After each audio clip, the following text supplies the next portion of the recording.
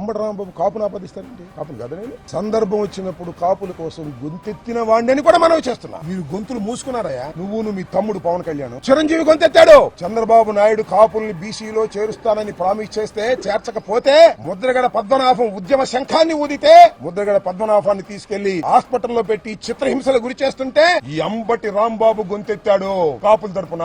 నేను కమ్మ ద్వేషిని కాదు, నా కులం తరపున గొంతెత్తాను. ఇచ్చిన వాగ్దానాన్ని నెరవేర్చలేదని ముద్రగడ పద్మనాభం ఉద్యమం చేస్తుంటే మహానుభావుడు దాసరి నారాయణరావు గారు వచ్చారు, చిరంజీవి గారు వచ్చాడు. మీ అందరూ ఆయన గొప్పతనంతోనే మీరు మనుషులయ్యారు. దాసరి నారాయణరావు గారు వచ్చాడు. వంగవీటి మోహన రంగారావును కోల్పోయాం గాని ముద్రగడ పద్మనాభాన్ని కోల్పోవడానికి సిద్ధంగా లేవు, ఖబర్దారని చిరంజీవి గారు మాట్లాడాడు, దాసరి నారాయణరావు గారు మాట్లాడారు.